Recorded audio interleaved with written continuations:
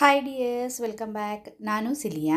ಇವತ್ತಿನ ವಿಡಿಯೋದಲ್ಲಿ ಹೋಟೆಲಲ್ಲಿ ಎಲ್ಲ ಸಿಗುವಂತಹ ಗೋಳಿ ಬಜೆ ಅದೇ ಟೇಸ್ಟಲ್ಲಿ ಹೊರಗಡೆ ಕ್ರಿಸ್ಪಿಯಾಗಿ ಒಳಗಡೆ ಒಳ್ಳೆ ಸ್ಪೂಂಜಿಯಾಗಿರುವಂತಹ ಗೋಳಿ ಬಜೆಯನ್ನು ಸುಲಭವಾಗಿ ಮನೆಯಲ್ಲೇ ಮಾಡಬಹುದು. ವಿಡಿಯೋ ಸ್ಕಿಪ್ ಮಾಡದೆ ನೋಡಿ. ಅದಕ್ಕೆ ಕಾಂಬಿನೇಷನ್ ಆಗಿ ಒಳ್ಳೆ ಒಂದು ಚಟ್ನಿ ರೆಸಿಪಿಯನ್ನು ಸಹ ನಿಮಗೆ ನಾನು ತೋರಿಸ್ತಾ ಇದ್ದೀನಿ. ಫಸ್ಟಿಗೆ ಗೋಳಿ ಬಜೆ ಮಾಡಲಿಕ್ಕೆ ಅದರ ಹಿಟ್ಟನ್ನು ರೆಡಿ ಮಾಡೋಣ. ಈ ಥರ ಒಂದು ಬೌಲ್ ತಗೊಂಡು ಅದಕ್ಕೆ 1 ಕಪ್ ಮೈದಾ ಹಿಟ್ಟನ್ನು ತಗೊಂಡಿದ್ದೀನಿ.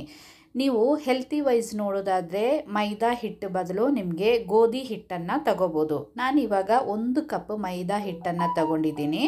ಅದಕ್ಕೆ ರುಚಿಗೆ ತಕ್ಕಷ್ಟು ಉಪ್ಪನ್ನು ಸಹ ಹಾಕಿದ್ದೀನಿ. ಇನ್ನು ಇದಕ್ಕೆ ನಾವು ಹಾಕೋದು 1/4 ಚಮಚದಷ್ಟು ಅಡುಗೆ ಸೋಡಾ. ನಾನಿವಾಗ 1/4 ಚಮಚದಷ್ಟು ಮಾತ್ರ ಅಡುಗೆ ಸೋಡಾವನ್ನು ಹಾಕಿದ್ದು. ಇನ್ನು ನಮ್ಮದು ಗೋಳಿ ಬಜೆ ಒಳ್ಳೆ ಕ್ರಿಸ್ಪಿಯಾಗಿ ಬರಲಿಕ್ಕೋಸ್ಕರ 2 ಚಮಚ ಅಕ್ಕಿ ಹಿಟ್ಟನ್ನು ಸಹ ಇದಕ್ಕೆ ಹಾಕಬೇಕು. ಇನ್ನು ಡ್ರೈ ಇಂಗ್ರೀಡಿಯೆಂಟ್ಸನ್ನೆಲ್ಲ ಇದೇ ರೀತಿ ಚೆನ್ನಾಗಿ ಒಂದು ಸರ್ತಿ ಮಿಕ್ಸ್ ಮಾಡಬೇಕು.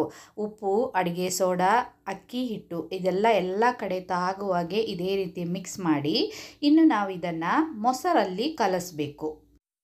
ನಾನಿವಾಗ 1 ಲೋಟ ಮೊಸರನ್ನು ತಗೊಂಡಿದ್ದೀನಿ. ಯಾವ ಕಪ್ಪಲ್ಲಿ ಮೈದಾ ಹಿಟ್ಟನ್ನು ತಗೊಂಡಿದ್ದೀವೋ ಅದೇ ಕಪ್ಪಲ್ಲಿ ಮೊಸರನ್ನು ಹಾಕಿದ್ದೀನಿ. ಇದು ಸ್ವಲ್ಪ ದಪ್ಪ ಮೊಸರು, 3/4 ಕಪ್ಪಷ್ಟಿದೆ. ಅದಕ್ಕೇ ಸ್ವಲ್ಪ 1/4 ಲೋಟದಷ್ಟು ನೀರನ್ನು ಹಾಕಿ ಈ ಮೊಸರನ್ನು ನಾವು ಮೈದಾ ಹಿಟ್ಟಿಗೆ ಹಾಕಿ ಚೆನ್ನಾಗಿ ಇದನ್ನು ಮಿಕ್ಸ್ ಮಾಡಬೇಕು. ನೀರು ಬೇಕಂದರೆ ಆಮೇಲೆ ಸ್ವಲ್ಪ ಹಾಕಿದರೆ ಸಾಕು. ಇವಾಗ 1 ಕಪ್ ಮೈದಾ ಹಿಟ್ಟಿಗೆ 1 ಕಪ್ಪು ಮೊಸರು, ಅದಕ್ಕೆ ಸ್ವಲ್ಪ ನೀರನ್ನು ಸಹ ಮಿಕ್ಸ್ ಮಾಡಿದ್ದೀನಿ. ಇನ್ನು ಕೈಯಲ್ಲಿ ಇದನ್ನೆಲ್ಲ ಚೆನ್ನಾಗಿ ನಾವು ಕಲಿಸ್ಬೇಕು. ನೀರು ಕಮ್ಮಿ ಆಯಿತು ಅಂತ ನಮಗೆ ಅನಿಸಿದರೆ ಸ್ವಲ್ಪ ನೀರು ಹಾಕ್ಬೋದು, ಜಾಸ್ತಿ ನೀರನ್ನು ಹಾಕಬೇಡಿ. ನೋಡಿ, ಇಷ್ಟೇ ಸಾಕು. ನೀರೆಲ್ಲ ಇವಾಗ ಸರಿಯಾಗಿದೆ. ಇನ್ನು ಕೈಯಲ್ಲಿ ಹಿಟ್ಟನ್ನು ಚೆನ್ನಾಗಿ ಇದೇ ರೀತಿ ನಾವು ಕಲಿಸ್ಬೇಕು. ಗೋಳಿ ಬಜೆ ಮಾಡುವಾಗ ಸಾಫ್ಟಾಗಿ ಬರಲಿಕ್ಕೆ, ಅದೇ ರೀತಿ ಒಳ್ಳೆ ಉಬ್ಬಿ ಬರಲಿಕ್ಕೆ ನಾವು ಹಿಟ್ಟನ್ನು ಕಲಸೋದ್ರಲ್ಲಿ ಇರುತ್ತೆ. ಇವಾಗ ನೋಡಿ, ಹಿಟ್ಟು ಸ್ವಲ್ಪ ಹಾರ್ಡ್ ಆಗಿದೆ. ಇದೇ ರೀತಿ ನಾವು ಕಲಸೋದ್ರಿಂದ ಹಿಟ್ಟು ಸಾಫ್ಟ್ ಆಗುತ್ತೆ. ನೋಡಿ, ಈ ರೀತಿ ನಾವು ಕೈಯಲ್ಲಿ ಹಿಟ್ಟನ್ನು ಒಂದು ಕೈ ಬಿಡದೆ 5 ನಿಮಿಷ ಈ ಹಿಟ್ಟನ್ನು ಮಿಕ್ಸ್ ಮಾಡಬೇಕು. ಕಮ್ಮಿ ಅಂದರೆ 5 ನಿಮಿಷ. ಇನ್ನು ಸ್ವಲ್ಪ ಜಾಸ್ತಿ ಹೊತ್ತು ಹಿಟ್ಟನ್ನು ನೀವು ಕಲಸಿದ್ರೂ ಪರವಾಗಿಲ್ಲ. ಕಮ್ಮಿ ಅಂದರೆ 5 ನಿಮಿಷ ಇದೇ ರೀತಿ ಹಿಟ್ಟನ್ನು ಕಲಿಸ್ಬೇಕು. ಇನ್ನು ಇದಕ್ಕೆ 2 ಹಸಿಮೆಣಸಿನಕಾಯಿ ಮತ್ತು ಒಂದು ಸಣ್ಣ ಪೀಸ್ ಶುಂಠಿಯನ್ನು ಜಜ್ಜಿದ್ದು 1 ಚಮಚ, ಸ್ವಲ್ಪ ಕೊತ್ತಂಬರಿ ಸೊಪ್ಪನ್ನು ಸಣ್ಣ ಸಣ್ಣ ಕಟ್ ಮಾಡಿದ್ದು, ಅದೇ ರೀತಿ ಕರಿಬೇವಿನ ಸೊಪ್ಪನ್ನು ಸಹ ಸ್ವಲ್ಪ ಸಣ್ಣ ಸಣ್ಣ ಕಟ್ ಮಾಡಿದ್ದು, 1/4 ಚಮಚದಷ್ಟು ಜೀರಿಗೆ, ಇದಿಷ್ಟನ್ನು ಹಾಕಿ ಕೈಯಲ್ಲಿ ಇನ್ನೊಂದು ಸರ್ತಿ ನಾವು ಈ ಹಿಟ್ಟನ್ನು ಮಿಕ್ಸ್ ಮಾಡಬೇಕು. ಜಾಸ್ತಿ ಮಿಕ್ಸ್ ಮಾಡಬೇಕಾದ ಅವಶ್ಯಕತೆ ಇಲ್ಲ. ಆಲ್ರೆಡಿ ನಾವು ಹಿಟ್ಟನ್ನೆಲ್ಲ ಚೆನ್ನಾಗಿ ಮಿಕ್ಸ್ ಮಾಡಿದ್ದೀವಿ. ನಾವು ಇವಾಗ ಹಾಕಿರುವ ಆ ಇಂಗ್ರೀಡಿಯೆಂಟ್ಸ್ ಎಲ್ಲ ಕಡೆ ತಾಗುವಾಗೆ ಸ್ವಲ್ಪ ಹೊತ್ತು ನಾವು ಇದನ್ನು ಮಿಕ್ಸ್ ಮಾಡಿದರೆ ಸಾಕು. ಕಲಸಿದ ಹಿಟ್ಟಿನ ಕನ್ಸಿಸ್ಟೆನ್ಸಿ ಅಂದರೆ ಕೈಯಲ್ಲಿ ನಾವು ಹಿಟ್ಟನ್ನು ತಗೊಂಡು ಇದೇ ರೀತಿ ಬಿಟ್ಟರೆ ಅದು ಈಸಿಯಾಗಿ ಕೆಳಗಡೆ ಬೀಳಬೇಕು. ಈ ಹದಕ್ಕೆ ಇರಬೇಕು. ಇನ್ನು ಈ ಹಿಟ್ಟನ್ನು ಕವರ್ ಮಾಡಿ 5 ಗಂಟೆ ರೆಸ್ಟ್ ಆಗಲಿಕ್ಕೆ ಬಿಡಬೇಕು. ಕಮ್ಮಿ ಅಂದರೆ 5 ಗಂಟೆ ಆದರೂ ಬಿಡಬೇಕು. ಆದರೆ ಮಾತ್ರ ಗೋಳಿ ಬಜೆ ಒಳ್ಳೆ ಸಾಫ್ಟಾಗಿ ನಮಗೆ ಬರೋದು. ಆ ಟೈಮಲ್ಲಿ ಸೂಪರಾಗಿರುವ ಒಂದು ಚಟ್ನಿ ಮಾಡೋಣ. 1 ಕೈ ಹಿಡಿಯಷ್ಟು ಶೇಂಗಾ ಬೀಜವನ್ನು ಫ್ರೈ ಮಾಡಿ ಅದರ ಸಿಪ್ಪೆ ಎಲ್ಲ ತೆಗೆದಿಟ್ಕೊಂಡಿದ್ದೀನಿ. 1 ಕೈ ಹಿಡಿಯಷ್ಟು ತೆಂಗಿನಕಾಯಿ ತುರಿಯನ್ನು ಸಹ ತೆಗೆದಿಟ್ಕೊಂಡಿದ್ದೀನಿ. ಒಂದು ಪಾನ್ ತಗೊಂಡು ಅದಕ್ಕೆ 5-6 ಹೆಸರು ಬೆಳ್ಳುಳ್ಳಿ, ಖಾರಕ್ಕೆ ಅನುಸಾರವಾಗಿ ಹಸಿಮೆಣಸಿನಕಾಯಿ, ನಾನೀಗ 3 ಹಸಿಮೆಣಸಿನಕಾಯಿ ತಗೊಂಡಿದ್ದೀನಿ, 1 ಪಿಂಚಷ್ಟು ಜೀರಿಗೆ, ಇದನ್ನು ಸ್ವಲ್ಪ ಎಣ್ಣೆ ಹಾಕಿ ಚೆನ್ನಾಗಿ ಫ್ರೈ ಮಾಡಬೇಕು. ಲೈಟಾಗಿ ಫ್ರೈ ಮಾಡಿದರೆ ಸಾಕು, ತುಂಬ ಫ್ರೈ ಆಗೋದು ಬೇಡ. ನೋಡಿ, ಇದೇ ರೀತಿ ಫ್ರೈ ಮಾಡಿ ಹಾಕೋದ್ರಿಂದ ಹಸಿ ಟೇಸ್ಟಿ ಇರೋದಿಲ್ಲ.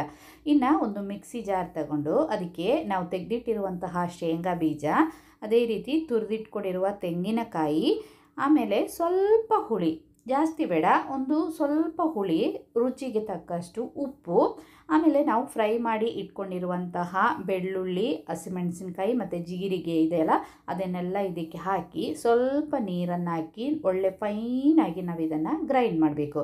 ನೋಡಿ, ಇದೇ ರೀತಿ. ಇನ್ನು ಇದಕ್ಕೆ ಬೇಕಾದಷ್ಟು ನೀರನ್ನೆಲ್ಲ ಮಿಕ್ಸ್ ಮಾಡ್ಕೋಬೇಕು.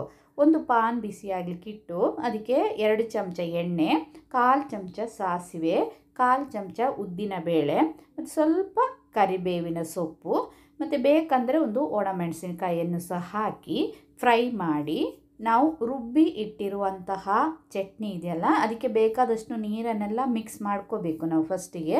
ಆಮೇಲೆ ಆ ಚಟ್ನಿಯನ್ನು ನಾವು ಒಗ್ಗರಣೆಗೆ ಹಾಕಬೇಕು. ಇನ್ನಿದನ್ನು ಜಾಸ್ತಿ ಕುದಿಸಬಾರ್ದು, ಲೈಟಾಗಿ ಕುದಿ ಬರ್ತಾ ಇರುವಾಗ ಸ್ಟವ್ ಆಫ್ ಮಾಡಿದರೆ ಸೂಪರಾಗಿರುವ ಪೀನಟ್ ಚಟ್ನಿ ರೆಡಿ ಆಯಿತು. ಇಲ್ಲಿ ನಮ್ಮದು ಗೋಳಿ ಬಜೆ ಹಿಟ್ಟನ್ನು ಕಲಸಿಟ್ಟು 5 ಗಂಟೆ ಆಗಿದೆ. ಇನ್ನು ನಾವು ಇದನ್ನು ಫ್ರೈ ಮಾಡೋಣ. ಇನ್ನು ಈ ಹಿಟ್ಟನ್ನು ನಾವು ಮಿಕ್ಸ್ ಮಾಡಲಿಕ್ಕೆ ಇಲ್ಲ, ಇದೇ ರೀತಿ ಬಿಡಬೇಕು.